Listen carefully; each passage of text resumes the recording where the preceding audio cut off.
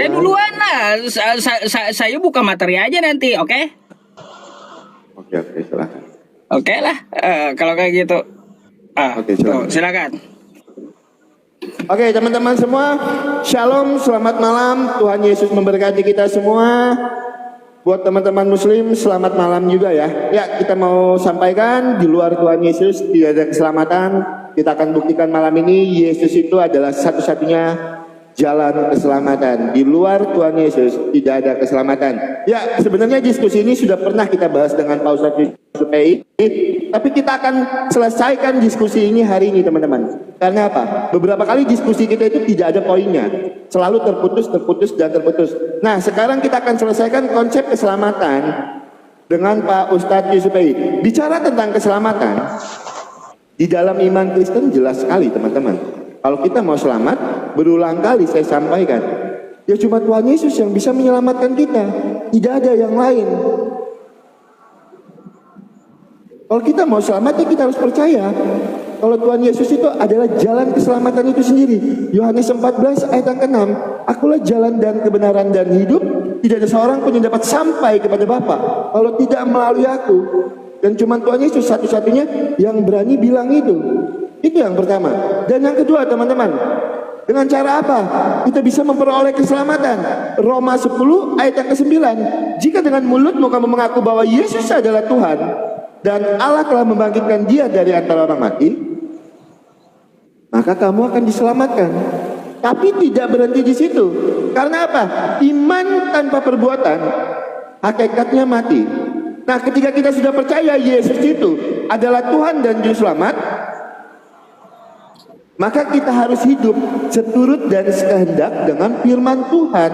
Karena apa? Iman tanpa perbuatan hakikatnya mati. Nah, sekarang yang jadi pertanyaan dari saudara-saudara kita, kenapa firman itu harus mengambil rupa manusia dan harus mati terkutuk di dalam Galatia 3 ayat yang ke-13 untuk menghapus kutuk dosa?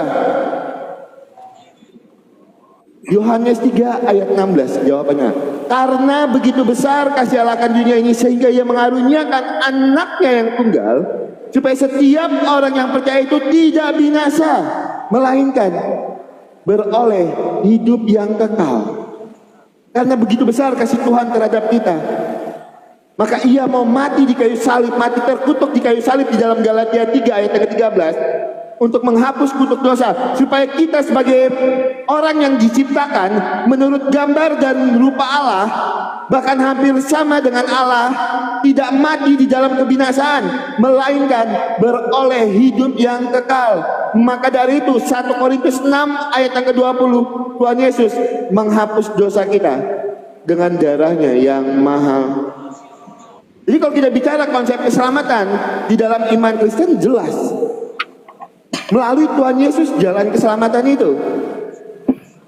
Nah, pertanyaannya lagi, apakah Kristen itu menyelamatkan di dalam iman kami? Kristen tidak menyelamatkan di dalam iman kami. Agama itu tidak menyelamatkan di dalam iman Kristen. Kenapa? Kristen itu artinya adalah pengikut Kristus. Nah, yang menyelamatkan itu seperti yang saya sampaikan tadi, Roma 10 ayat yang ke-9, jika dengan mulutmu kamu mengaku bahwa Yesus adalah Tuhan dan Allah telah membangkitkan dia dari antara orang mati, maka kamu akan diselamatkan. Jadi agama tidak menyelamatkan di dalam iman kami, karena Kristen itu artinya adalah pengikut Kristus.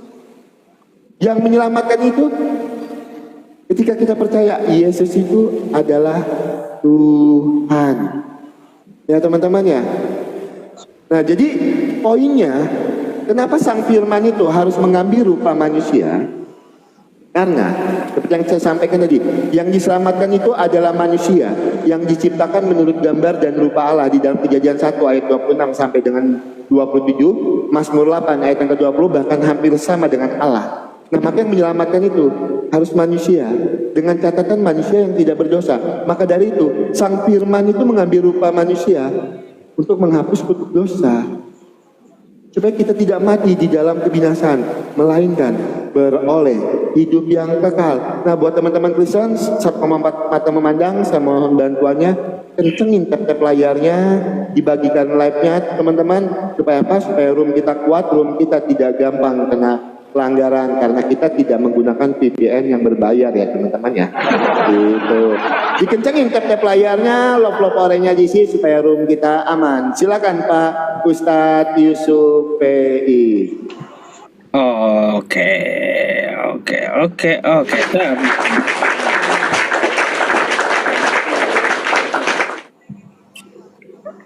Bentar. Gimana mengirim undangannya ini? Tunggu tanding ulang dulu ya.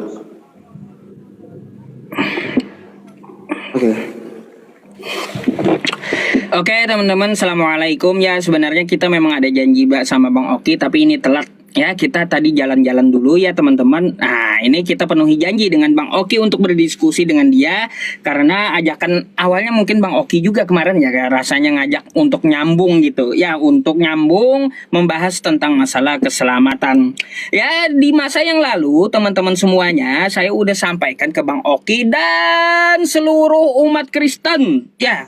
Apa yang saya sampaikan? Bahwa Nabi Muhammad adalah jalan, kebenaran, dan hidup. Tidak akan sampai kepada Tuhan semesta alam tanpa melalui Nabi Muhammad ya.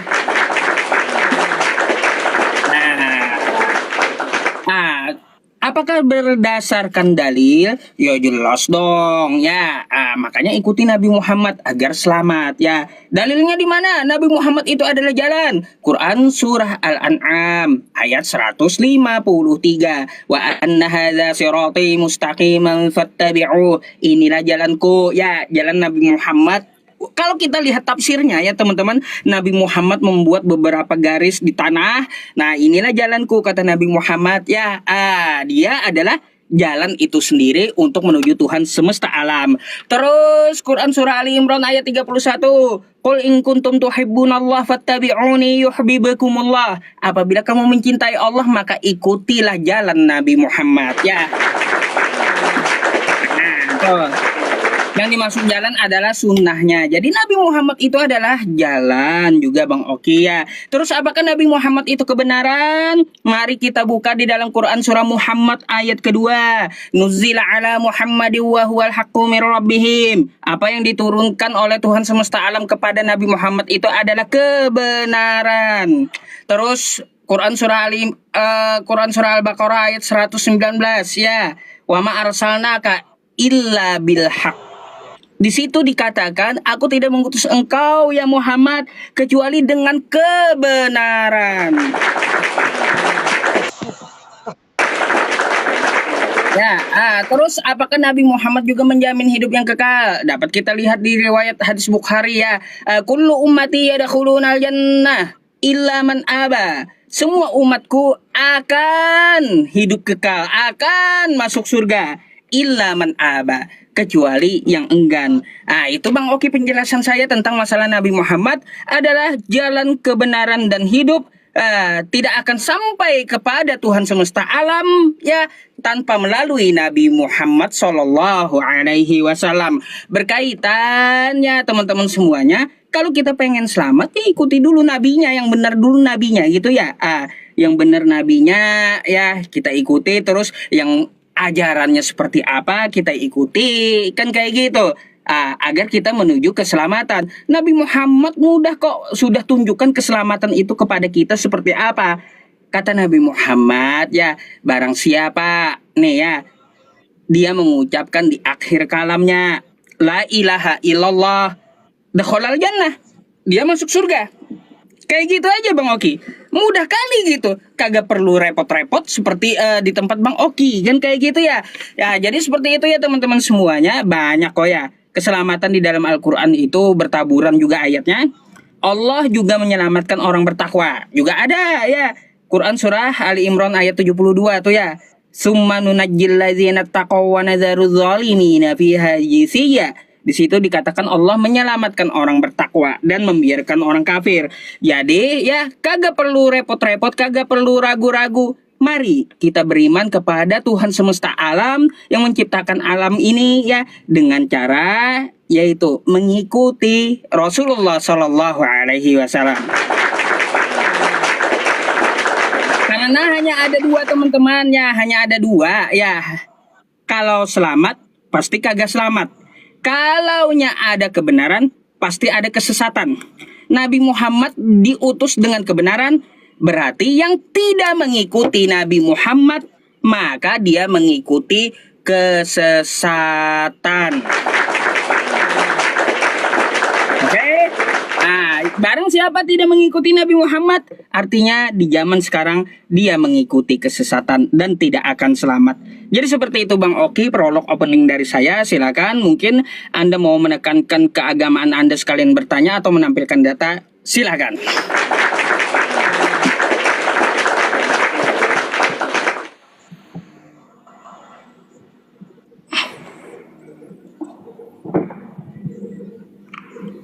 Katanya ngarang bebas saya, teman-teman.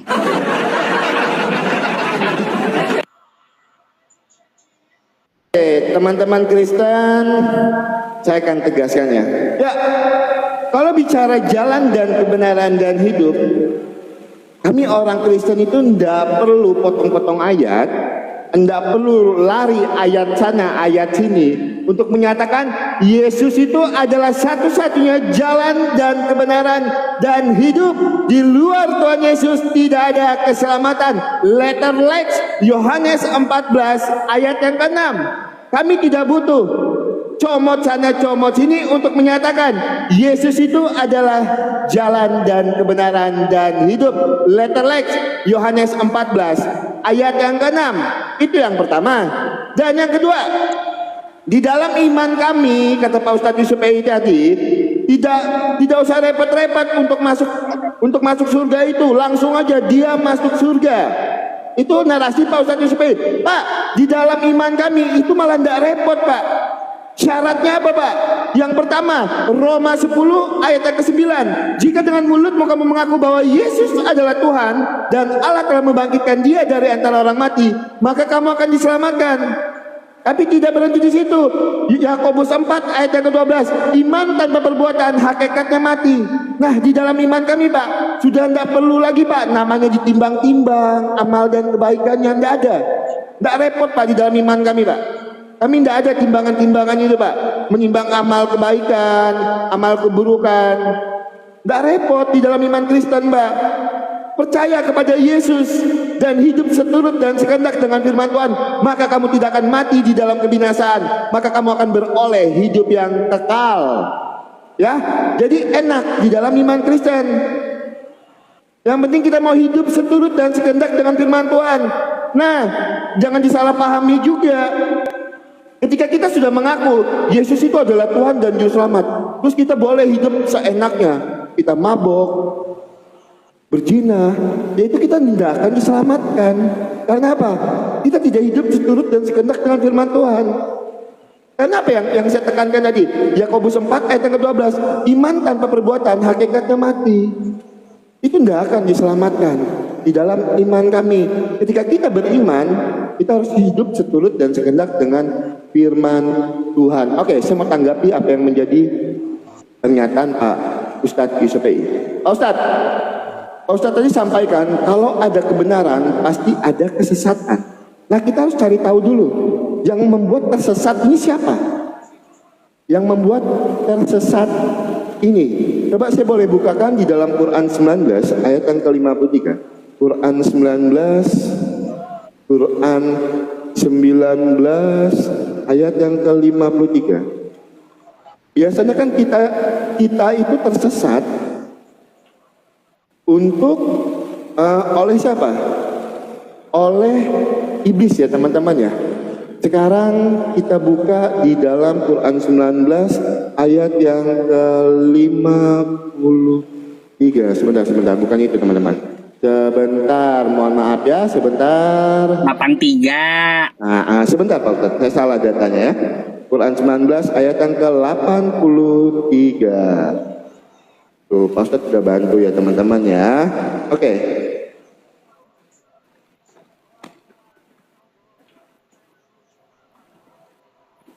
Quran 19 ayat yang ke-83. Tidaklah engkau memperhatikan bahwa kami telah mengutus setan-setan kepada orang-orang kafir untuk benar-benar menggoda mereka berbuat maksiat Nah, yang menggoda kita itu siapa? Setan. Setan itu ternyata diutus oleh siapa? Nah, siapa yang membuat kita berdosa? Itu yang pertama. Nah, yang kedua, pertanyaan saya kepada Pak Ustadz. Pak Ustadz, adakah di dalam iman Pak Ustadz itu masalah takdir?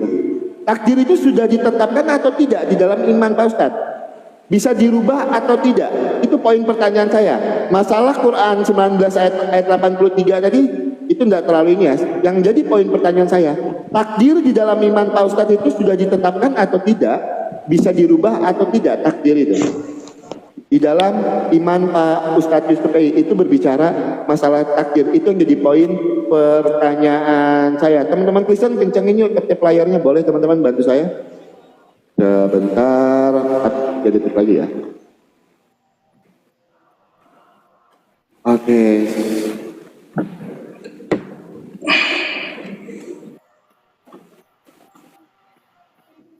Mana ini?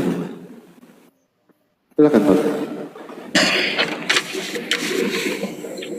Baik teman-teman semuanya, saya akan tanggapi dulu apa yang dikatakan oleh Bang Oki tadi ya. Terkait tentang masalah yang saya diktekan tadi ya, ininya mendiktekan surahnya, karena saya udah tahu premingan apa yang bakal dibawa kepada saya, bahwa Allah mengutus setan kan kayak gitu untuk menyesatkan orang kafir ya. Nah, apakah betul Allah mengutus setan untuk menyesatkan orang kafir? Gini Bang Oki ya, kita lihat di Al-Quran saya itu bukan cuma satu ayat Maryam 83 saja. Tadi saya ada membacakan Quran surah Al-Baqarah ayat 119 ya, yang bunyinya wa ma arsalnaka illa bil haq, tidak kami utus engkau ya Muhammad kecuali dengan kebenaran. Tuh ya. Tuh, jadi ada dua yang diutus oleh Tuhan di sini ya. Apa itu? Yang satu Tuhan mengutus setan, yang satu Tuhan mengutus kebenaran. Oke? Nah, sekarang kita sebagai manusia ya, sebagai manusia berpikirlah cerdas, mau ikut setan atau mau ikut kebenaran. Jika kita mau ikut kebenaran, ikutilah Nabi Muhammad sesuai dengan ayat yang saya bacakan di Al-Baqarah ayat 119 tadi. Karena Nabi Muhammad diutus dengan kebenaran. Ikuti kebenaran. Lalu Maryam 83 tadi adalah orang-orang yang tidak mau mengikuti Nabi Muhammad, sehingga Allah utus setan untuk mereka agar mereka tambah jauh tersesat. Nah tuh, siapa suruh juga ya, sudah dikasih pilihan, dikasih akal ya, dikasih free will diri kita ini memilih mana yang hak, mana yang batil, kan kayak gitu, mana yang benar, mana yang salah. Kalau Anda ingin ikut kebenaran, silakan ikuti Nabi Muhammad. Kalau Anda ya mau ikut setan ya sesuai dengan Maryam 83 tadi ya, silakan aja gitu. Silakan, kagak usah ikut Nabi Muhammad, ikut setan aja gitu. Jadi ya teman-teman semuanya, dari ayat yang dibawa Bang Oki tadi, kita dapat mengetahui bahwa di zaman sekarang orang yang tidak mengikuti ajaran Nabi Muhammad, mereka adalah pengikut setan yang diutus Allah untuk sesat sejauh-jauhnya. Ya, na'udzubillahi min dzalik. Terus untuk berkaitan masalah takdir. Takdir itu ada beberapa Bang. Ada yang takdir bisa diubah, ada yang takdir tidak bisa diubah. Ya, takdir yang bisa diubah seperti apa? Takdir yang tidak bisa diubah seperti apa? Tidak bisa diubah, contoh nih ya. Ketetapannya setiap manusia itu kullu nafsin dha'iqatul maut. Ketetapannya itu setiap manusia pasti merasakan maut, pasti merasakan mati. Itu tidak dapat diubah ya. Nah, ada takdir ya, ketetapan yang dapat diubah oleh manusia ada. Ya, contoh ya, kita dilahirkan di luar agama Islam seperti Bang Oki, kan dilahirkan dari Kristen. Lalu tercatat udah takdir Bang Oki ini bahwa dia ya nanti akan dituliskan di pintu surga namanya Bang Oki gitu.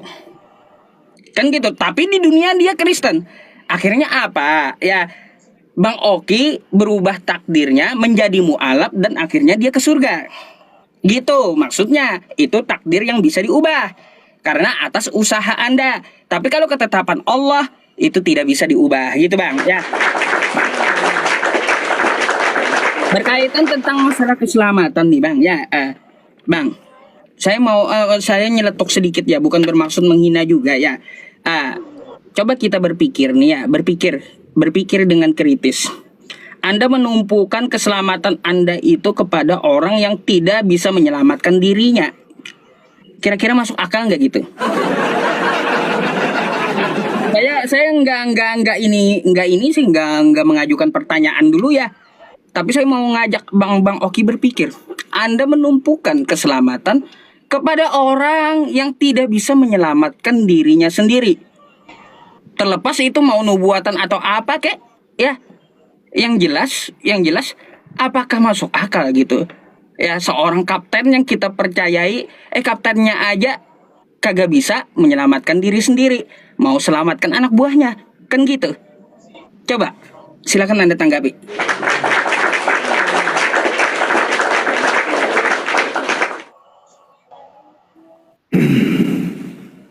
Oke, teman-teman kencengin tap-tap layarnya biar lebih semangat kita ya.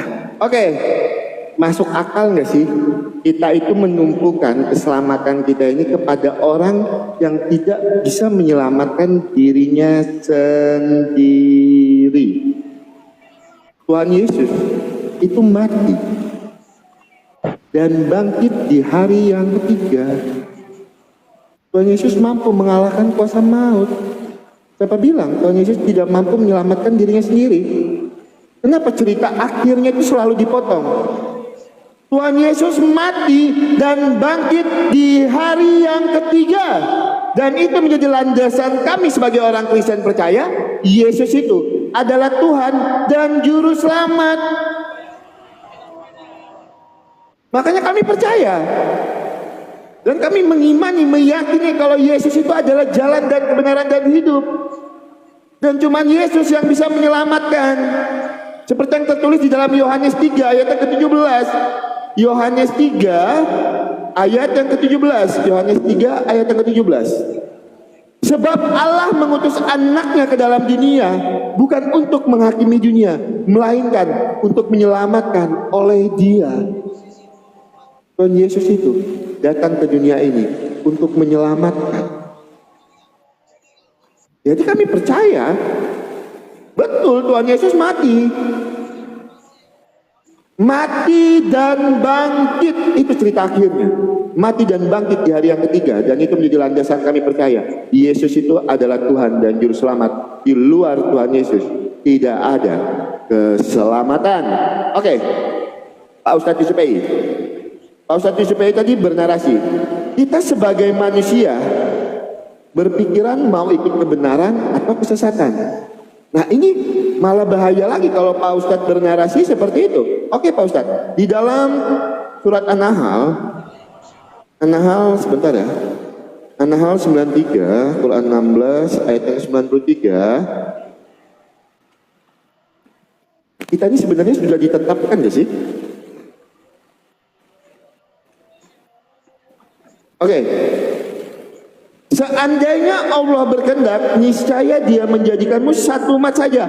Akan tetapi Dia menyesatkan siapa yang Dia kehendaki dan memberi petunjuk kepada siapa yang Dia kehendaki berdasarkan kesiapannya untuk menerima petunjuk. Kamu pasti akan ditanya tentang apa yang kamu kerjakan. Pertanyaan saya, seperti apa saya menggunakan free will saya ini? Seperti apa saya menggunakan kebebasan saya ini ketika saya ini ditetapkan untuk disesatkan? Loh, seperti apa saya bisa menggunakan free will saya kan?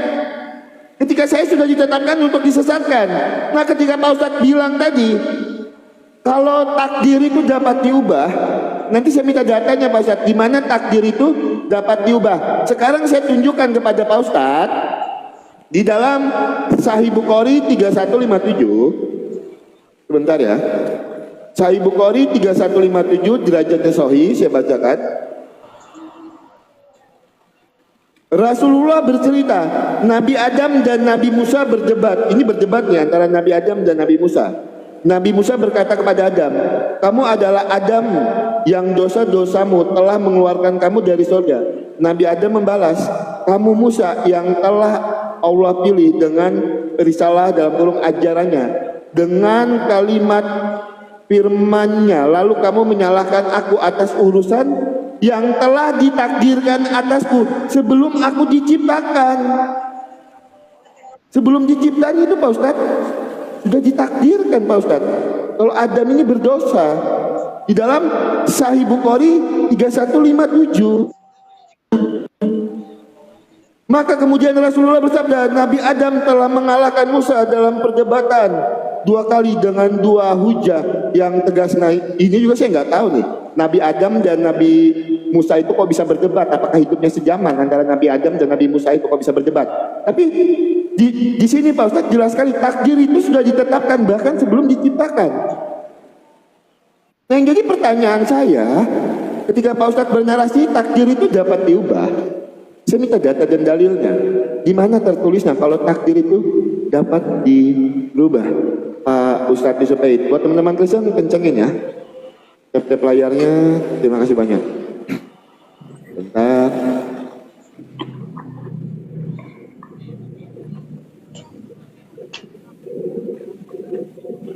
Nggak mau ya? Silakan Pak. Di mana dalilnya takdir bisa berubah? Nih ya. Langsung dari Qur'annya Bang Oki. Ar-Ra'd ayat 11 ya.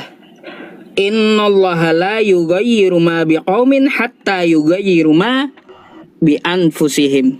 Apa yang dimaksud? Ya, sesungguhnya Allah tidak merubah keadaan suatu kaum hingga mereka merubah keadaan yang ada pada diri mereka sendiri. Oke? Jadi takdir Anda dapat berubah atas usaha Anda. Halo ya, atas usaha Anda itu pergunakan juga akal Anda. Kan kayak gitu. Pergunakan akal Anda untuk mencerna yang mana yang benar, yang mana yang salah. Yang mana diutus dengan kebenaran, mana yang diutus dengan kesesatan. Gitu. Kan dapat dibedakan antara Maryam 83 dengan Al-Baqarah ayat 119 ya. Antara Nabi Muhammad dengan setan. Mau ikut mana? Silahkan, itu priwil Anda. Itu hak Anda. Gunakanlah hak Anda ya untuk memilih jalan. Oke? Artinya apa? Bagaimana Anda menggunakan hak Anda atas kemauan Anda? Dengan cara apa? Dengan cara Anda berpikir memakai akal Anda untuk mengikuti yang benar dan menjauhi yang salah. Gitu.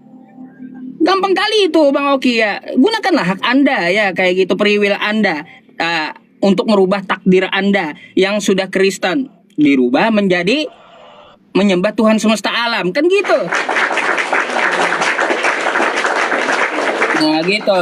Untuk masalah kesesatan ya Bang Oki ya, saya udah jabarkan kepada Anda tentang masalah Maryam tadi ya, masalah kesesatan. Saya hanya ingin bertanya kepada Bang Oki dulu ya, menyambut pembukaan Bible nih ya, yang mau saya permasalahkan. Ada di sini Bang Oki.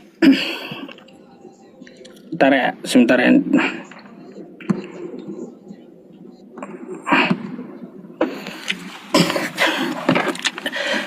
Saya mau tanya nih ya, ini kita ini dulu ya teman, baca dulu ya. 2 Tesalonika 2:11 ya. Dan itulah sebabnya Allah mendatangkan kesesatan atas mereka yang menyebabkan mereka percaya akan dusta.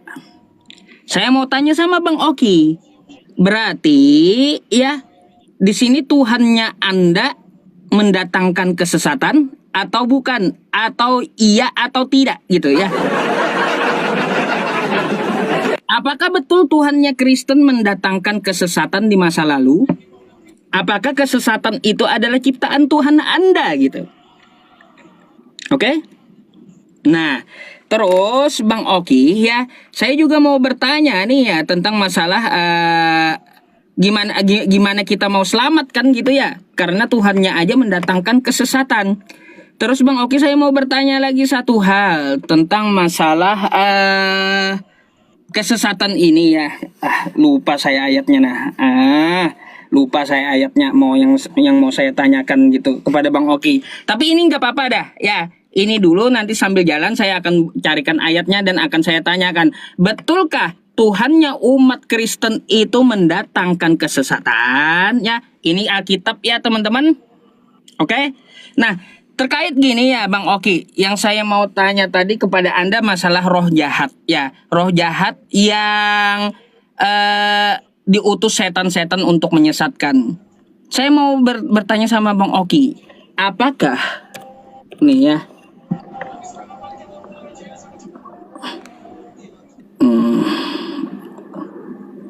Apakah Bang Oki? Apakah roh jahat juga adalah utusan Tuhan Anda?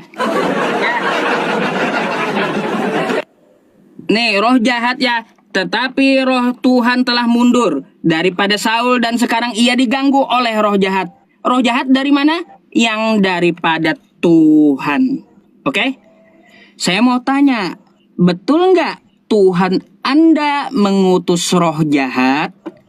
Coba silahkan Bang Oki dijawab dan diterangkan ya. Dalilnya di mana? 1 Samuel 16:14, 2 Tesalonika 2 nomor 11. Oke? Silahkan dijelaskan sama saya. Thank you.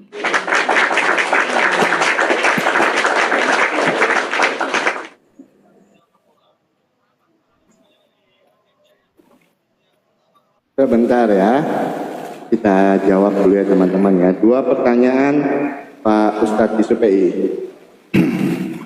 Silakan Pak Ustadz, diterima. Oke teman-teman, yang pertama kita jawab di dalam 2 Tesalonika 2 ayat yang ke-11. Sebab itu Allah mengirimkan kepada mereka suatu pengaruh sesat yang menyebabkan mereka percaya akan dusta, supaya orang yang tidak percaya akan kebenaran tetap menyukai kelaliman dihukum. Ayat yang ke-12-nya, supaya dihukum semua orang yang tidak percaya akan kebenaran dan yang suka kejahatan. Ustaz, di dalam 2 Tesalonika 2 ayat ke-11, Allah itu tidak menyesatkan, melainkan membiarkan apa yang menjadi free will kami. Misalnya, ketika saya menolak kalau Yesus itu adalah Tuhan dan Juru Selamat, padahal sudah jelas-jelas dikatakan Yohanes 14 ayat yang ke-6, akulah jalan dan kebenaran dan hidup, tapi saya menolaknya. Nah, bukan berarti Allah kami itu menyesatkan kami, enggak Ustaz, tetapi Allah kami membiarkan kami untuk tidak percaya kepada Yesus ini. Karena kami menggunakan free will kami. Karena di dalam iman kami punya yang namanya free will. Pak Ustadz, kami punya yang namanya free will di dalam iman kami. Jadi Allah itu tidak menyesatkan kami, Pak Ustadz. Nah, terus apakah roh jahat atau setan itu diutus? Pak Ustadz, di dalam iman Kristen, roh jahat atau setan itu kan makhluk yang melawan Allah. Dia tidak diutus untuk menyesatkan. Dia melawan Allah, berusaha untuk menyesatkan manusia. Itu yang benar di dalam iman kami, Pak Ustaz. Jadi Allah kami tidak pernah mengutus setan itu untuk menyesatkan kami. Roh jahat di dalam iman kami itu melawan Allah. Dengan apa? Dengan cara dia menyesatkan manusia, Pak Ustaz. Dengan cara dia menyesatkan manusia. Itu ya Pak Ustadz ya. Nah sekarang Pak Ustadz tadi berbicara tentang kesesatan kalau Allah kami itu menyesatkan di dalam 2 Tesalonika 2 ayat yang ke-11. Sekarang saya boleh bukakan Pak Ustadz di dalam Quran, bentar ya saya bukakan datanya, Quran 37. Quran, bentar, buka Quran 37. Ada waktu ya teman-teman ya. Ayat yang ke-32.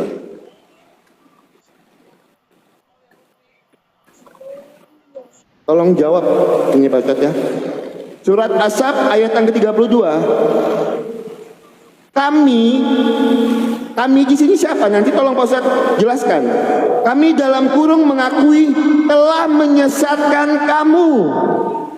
Sesungguhnya kami sendiri orang-orang yang sesat. Nanti tolong jawab Pak Ustadz. Kami di sini siapa Pak Ustadz? Orang-orang yang sesat ini. Di dalam surat As-Sab ayat yang ke-32, kami dalam kurung mengakui telah menyesatkan kamu. Diakui Pak Ustadz telah menyesatkan kamu. Sesungguhnya kami sendiri orang-orang yang sesat. Yang saya tanya, kami di situ siapa Pak Ustadz yang mengakui telah menyesatkan kamu? Ya Pak Ustadz ya. Tolong Pak Ustadz bantah. Nah, Pak Ustadz tidak menanggapi masalah free will tadi Pak Ustadz, surat An-Nahl ayat yang ke-93. Seperti apa kita bisa menggunakan free will kita ketika di dalam An-Nahl 93 kita sudah ditetapkan untuk kita sudah dikehendaki untuk disesatkan. Seandainya Allah berkehendak, Dia akan menyesatkan siapa yang Dia kehendaki dan memberi petunjuk kepada siapa yang Dia kehendaki. Terus seperti apa penggunaan free will di situ? Tolong Pak Ustadz jelaskan ya. Nanti tolong Pak Ustadz jelaskan. Dua pertanyaan saya. Kami di dalam surat As-Sab ayat yang ke-32 mengakui telah menyesatkan kamu. Kami di situ siapa yang menyesatkan kamu itu? Ayat yang ke-32 ya. Terus pertanyaan yang kedua, seperti apa kita menggunakan free will kita ini ketika di dalam An-Nahl 93 itu kita sudah ditetapkan ya untuk disesatkan. Seandainya Allah berkehendak, niscaya Dia menjadikanmu satu umat saja, tapi Dia menyesatkan siapa yang Dia kehendaki dan memberi petunjuk kepada siapa yang Dia kehendaki. Silakan Pak.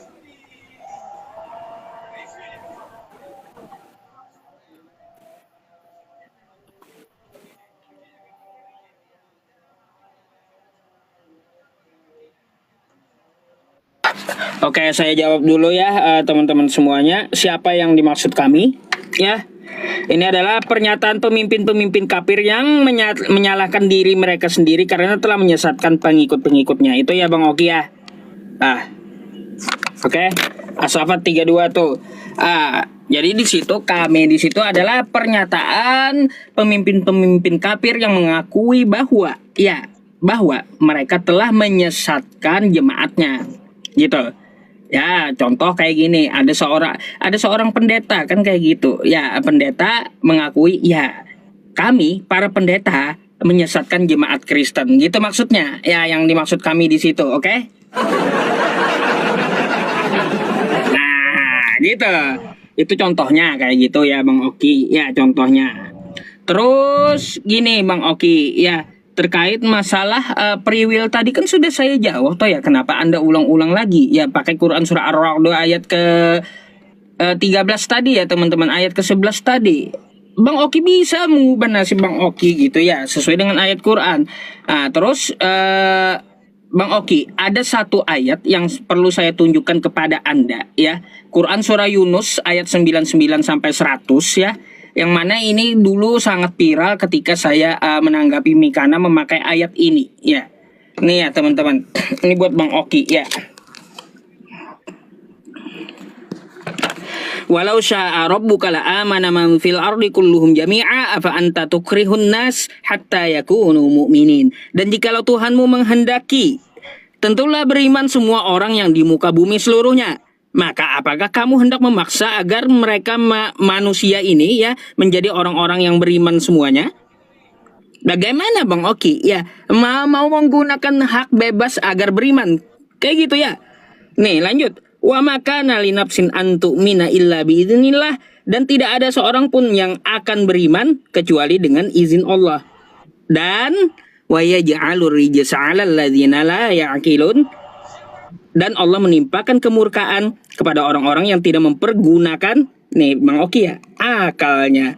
Udah dikasih hak bebas, udah dijelaskan juga sama Bang Oki ya. Tapi Bang Oki kagak mau gunain akalnya. Jangan Anda bertanya, bagaimana saya menggunakan hak bebas saya, tapi akalnya kagak digunakan. Jangan kayak gitu. Nah, jadi kalau Anda ingin betul-betul merubah takdir Anda, ya rubah takdir Anda gitu. Bisa diubah dengan cara apa? Mencerna kebenaran itu dengan akal gitu, yang telah diberikan kepada kita, ya. Bukan berarti bagaimana caranya bingung gitu. Itu niat dari Anda mau berubah atau tidak. Kalau Anda berubah ya silahkan gitu ya, pakai akalnya. Gitu Bang Oki yang dimaksud ya. Terus berkaitan tentang masalah penjelasan dari sisi kekristenannya nih. Saya tidak bertanya hal yang lain Bang Oki. Tapi betul nggak roh jahat itu daripada Tuhan gitu? Itu yang saya tekankan dari tadi loh ya. Nih. Oleh roh jahat yang daripada Tuhan. Betulkah roh jahat utusan Tuhan? Itu yang saya tanya gitu. Betul nggak roh jahat adalah utusan Tuhannya Kristen? Tolong dijawab itu. Saya bukan minta ceritanya, bukan. Tapi iya atau tidak gitu jawabannya. Bahwa roh jahat adalah utusan dari Tuhan Kristen. Terus masalah menyesatkan, ya Allah menyesatkan tadi ya. Nih. Aduh. Nah ya. Dan itu sebabnya Allah mendatangkan kesesatan atas mereka yang menyebabkan mereka percaya akan dusta. Pertanyaan saya tadi Bang Oki, betul tidak Tuhannya umat Kristen mendatangkan kesesatan di zaman dulu, oke? Itu yang saya tanya, bukan putar sana putar sini gitu Bang Oki. Itu aja simpel, padahal Anda menjawab dengan simpel iya tidak gitu ya. Tapi bercerita bernarasi panjang yang bikin saya mumet dan heran jadinya gitu. Silakan dijawab ya. Saya mau tahu dulu masalahnya, Tuhan Kristen itu mendatangkan kesesatan, mengutus roh jahat atau gimana? Oke, teman-teman. Ya, kan saya bilang, kalau di dalam Alkitab itu enggak ada Tuhan kami itu mengutus roh jahat itu untuk menyesatkan manusia. Enggak ada. Di dalam ayat yang Pak Ustadz bawakan tadi, di awal itu kan saya sudah jelaskan Pak Ustadz, di berapa tadi? 2 Tesalonika 2 ayat yang 11. Jadi Allah itu tidak secara langsung di situ menyesatkan manusia, Pak Ustadz. Tetapi dia membiarkan kami ini menggunakan free will-nya. Di dalam 2 Tesalonika 2 ayat yang ke-11 itu. Kan saya sudah jelaskan tadi dengan Pak Ustadz. Makanya baca di ayat yang ke-12 nah, seperti yang saya bacakan tadi. Ya Pak Ustadz ya, itu yang pertama. Dan yang kedua Pak Ustadz, 1 Samuel 16 ayat yang ke-14. Tetapi roh jahat telah mundur daripada Saul, dan sekarang ia diganggu oleh roh jahat yang daripada Tuhan. Pak Ustadz, roh jahat itu di dalam 1 Samuel 16 ayat 14 itu, roh jahat itu bukan utusan dari Tuhan yang di dalam arti positif utusan seperti itu Pak Ustadz. Enggak. Melainkan lebih sebagai konsekuensi dari penolakan Raja Saul. Ustaz, penolakan Raja Saul terhadap perintah dari Tuhan. Kan Raja Saul ini menolak perintah dari Tuhan. Di dalam 1 Samuel 16 ayat yang ke-14 itu Pak Ustaz. Nah konsekuensi yang dia dapatkan Pak Ustaz, itu roh jahat atas penolakan yang dilakukan oleh Raja Saul. Di dalam 1 Samuel 16 ayat yang ke-14. Itu Pak Ustaz. Ya, jadi saya rasa jelas ayat itu berkata ya teman-temannya, bukan berarti Tuhan itu mengutus setan untuk menyesatkan, enggak. Loh, setan itu Pak Ustaz, dia membangkang dari Allah dengan cara apa? Dengan menyesatkan umat manusia. Itu Pak Ustadz. Dia mengadakan permusuhan dengan Allah dengan cara apa? Menyesatkan manusia. Bukan berarti Tuhan kami itu mengutus setan untuk disesatkan. Enggak Pak Ustadz. Ya, enggak seperti itu. Nah, berbicara tentang keselamatan, berarti kita bicara tentang keampunan. Kalau saya pribadi, saya tidak berpolemik terhadap pertanyaan yang menurut saya itu sudah terjawab. Itu. Tapi silakan kalau ingin berpolemik di situ. Pak Ustadz, pertanyaan saya di dalam Ibnu Majah 987. Bentar. Ibnu Majah 987. Oke, teman-teman, kita buka datanya.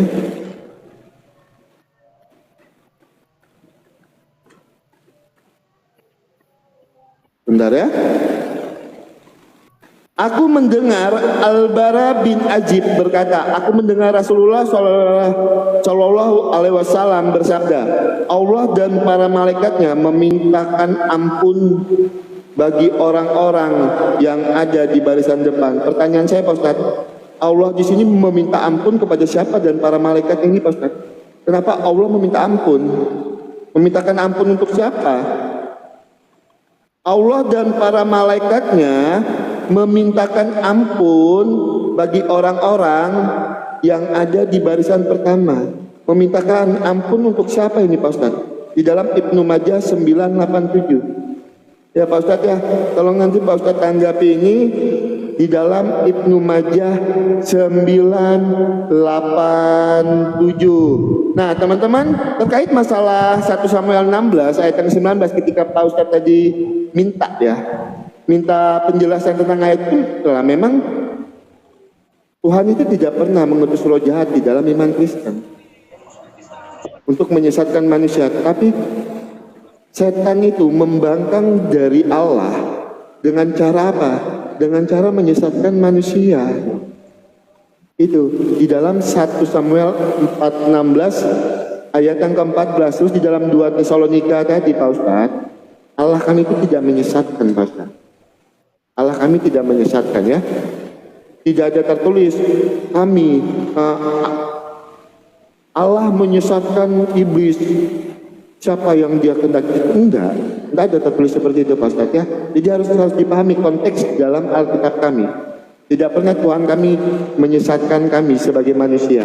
Itu teman-teman Kristen dikencangin yuk 1,5 mata memandang, dikencangin tap-tap layarnya. Tolong Pak Ustadz ya, Ibnu Majah 987. Allah meminta ampun kepada siapa di situ Pak Ustadz? Silahkan.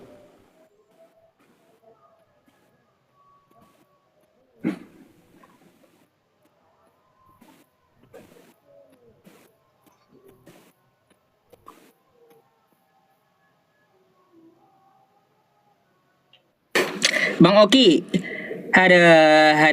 Ini kalau saya bahas tentang masalah teks Arabnya, kayaknya Bang Oki-nya kagak paham teman-temannya. Ini sama kayak Al-Ahzab teman-temannya. Setelah saya lihat yang dipertanyakan Bang Oki ini, ya, deh. Innallaha wa malaikatahu yusholluna 'alas shaffil awwali. Ya. Kosakatanya innallaha wa malaikatahu yusholluna 'alas shaffil awwali. Ya, diterjemahkan apa di sini? Aku mendengar Rasulullah Shallallahu Alaihi Wasallam, Allah dan para malaikatnya memintakan ampun ya bagi orang-orang yang ada di barisan pertama dalam saf salat, kan kayak gitu. Jadi di sini Allah ini meminta ampun sama siapa kata Bang Oki? Inilah terjemahannya teman-teman ya. Terjemahannya, padahal di sini Bang Oki ya gak ada di situ dikatakan memintakan ampun yusollu, itu bukan ampun. Padahal di sini kalau kita lihat yusollu ini ya teman-teman memberkati gitu ya yang dimaksudnya ya. Jadi Allah mengampuni ya orang-orang yang ada di sop pertama, memberkati orang-orang yang pertama. Allah dan malaikatnya akan memberikan berkat ya kepada orang-orang yang melakukan sholat di sop pertama. Bahasanya yusollu gitu ya, yusollu 'ala shofil awwali. Masalahnya Kayak gitu. Inilah terjemahannya ngaco juga ya. Iya, iya, iya, iya, iya, iya. Jadi di situ bukan memintakan ampun, Bang Oki. Ya, Allah memberkati maksudnya ya seperti kita bersolawat kepada Nabi. Innallaha wa malaikatahu yusholluna 'alan nabi ya ayyuhalladzina amanu shollu 'alaihi wa sallimu taslima. Kan kayak gitu ya. Jadi Allah dan para malaikatnya bersolawat atas Nabi. Kayak gitu. Itu sebenarnya kosakatanya. Ya kalau bisa Bang Oki ya kalau bisa ya Anda bahas hadis itu lihat teks Arabnya gitu. Teks aslinya. Teks Arabnya yang dilihat. Karena matan dari hadis itu penting gitu. Teksnya apa seperti apa. Nah gitu, ternyata teksnya mirip-mirip dengan Al-Quran. Di Al-Quran surah Al-Ahzab, nih ya Bang Oki ya, saya jawab dulu ya. Al-Ahzab, bentar ya teman-teman. Sama. Al-Ahzab, surah ke Al-Ahzab. Bentar ya. Al-Ahzab. Nih. Sama kosakatanya ini Bang Oki ya.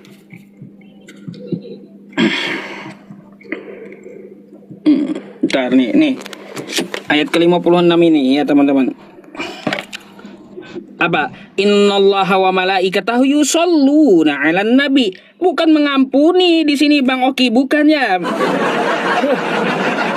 Bukan Allah memintakan ampun tapi bersolawat untuk Nabi. Ya, sama dengan kosakata Ibnu Majah tadi. Ya, yusholluna tuh ya yusholluna 'ala sofil awwali sama ya. Itu bukan memintakan ampun artinya. Ya, lebih tepatnya memberkati gitu. Makanya teksnya yang dibahas bukan terjemahannya. Bang Oki, ya. Mungkin habis ini kita bisa closing gitu ya. Soalnya saya tidak ada pertanyaan lagi sih kalau untuk masalah keselamatan mungkin saya cukupkan gitu. Karena gini Bang Oki, maklum lah besok kan saya Id pagi gitu, Id pagi. Hari raya Kurban. Lupa saya. Makanya harus subuh saya harus istirahat cepat malam ini. Ya berarti Pak Ustadz Yusuf closing duluan ya. Karena saya tadi kan opening statement. Oh gitu. Oke lah kalau kayak gitu ya Bang Oki. Silakan. Oke. Ya aku lupa ya besok sholat Id teman-teman, Pak Ustadz harus bangun pagi. Gitu. Iya subuh lah, sebelum subuh bangun. Makanya mau istirahat dulu. Silakan Pak Ustadz ya. Oke. Sebentar.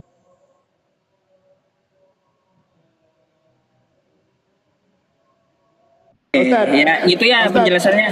Cari tema yang menarik nanti Pak Ustadz yang belum pernah dibahas sama sekali loh. Kan kita berdua ini udah hampir semua tema kita bahas kan. Cari tema yang menarik untuk kita diskusi minggu depan ya. Nanti kita atur. Manuskrip berani nggak? Apa Pak Ustadz? Manuskrip. Saya jujur aja, kalau bicara tentang manuskrip itu saya tidak menguasai. Iya, nggak usah. Saya harus mengatakan dengan jujur ya Pak Ustadz ya.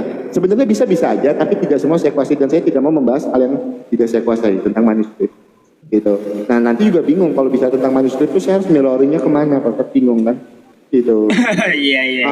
Bahaya soalnya. Ya Pak Ustadz ya, oke silakan. Baik. Oke. Kalau gitu saya closing statement dulu ya teman-teman semuanya.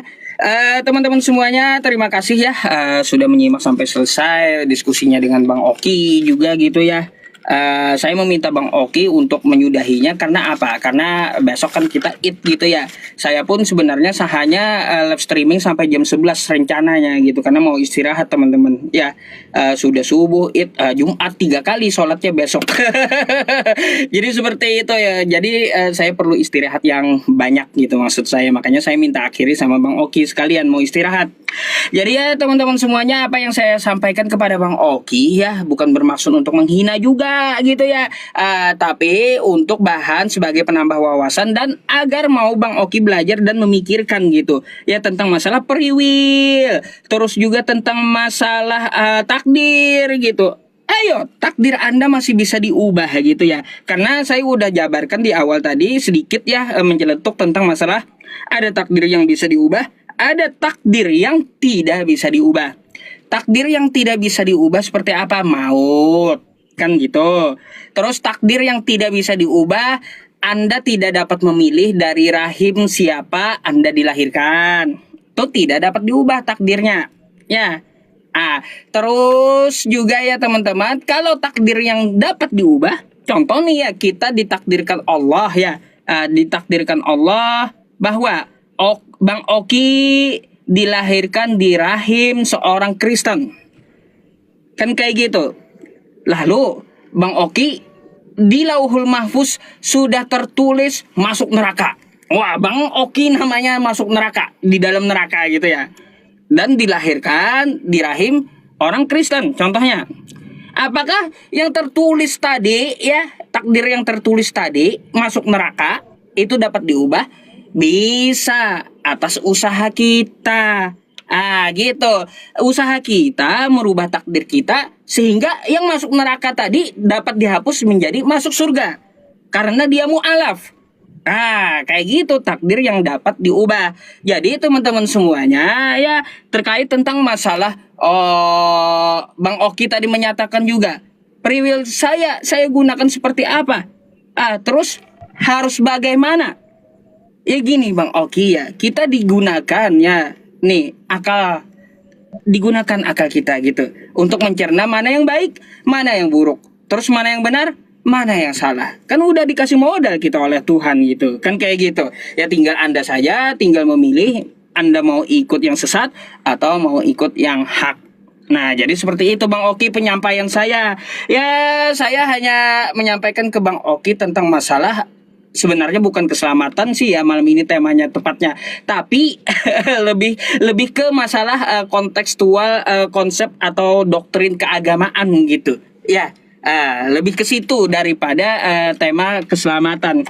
Jadi seperti itu Bang Oki, mari kita rubah gitu takdir kita. Karena Quran surah Ar-Ra'd tadi Allah menyatakan Allah tidak akan merubah suatu kaum kalau kaum tersebut tidak merubahnya.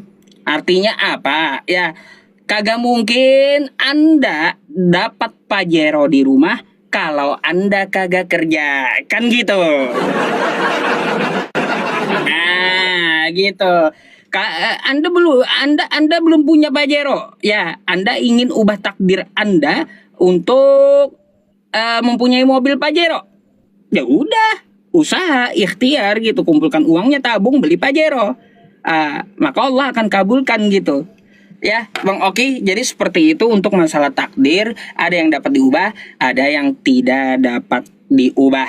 Terima kasih atas diskusinya Bang Oki ya, atas diskusi malam hari ini ya. Saya mohon maaf kalau ada kesalahan atau kekurangan dalam penyampaian ataupun kosakata yang menyinggung gitu ya.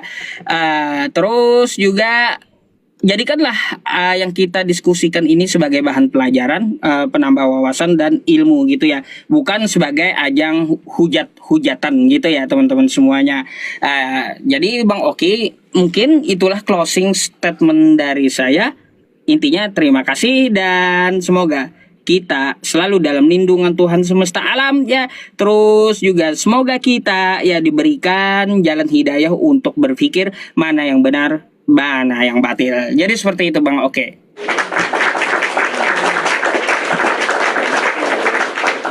Oke, jadi itu aja closing dari saya. Terima kasih ya teman-teman semuanya dimanapun Anda berada yang nge-live-kan. Giliran Bang Oki untuk closing, silakan. Ya.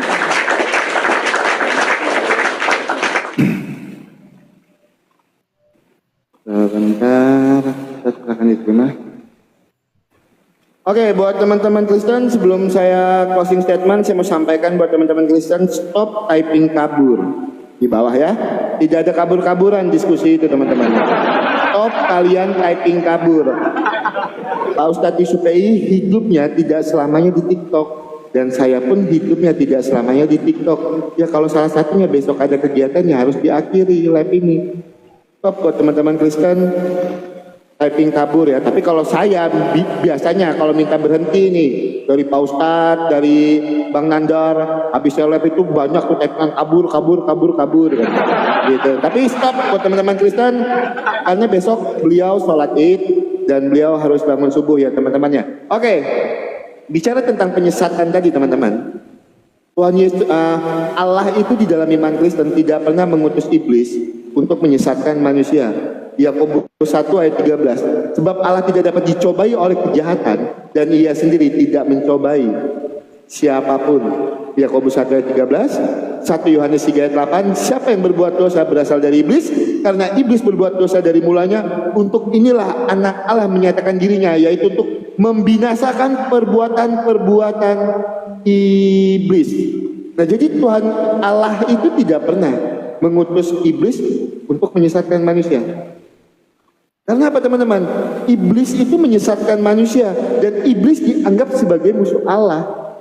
Dia memberontak dengan Allah, maka dari itu dia menyesatkan manusia.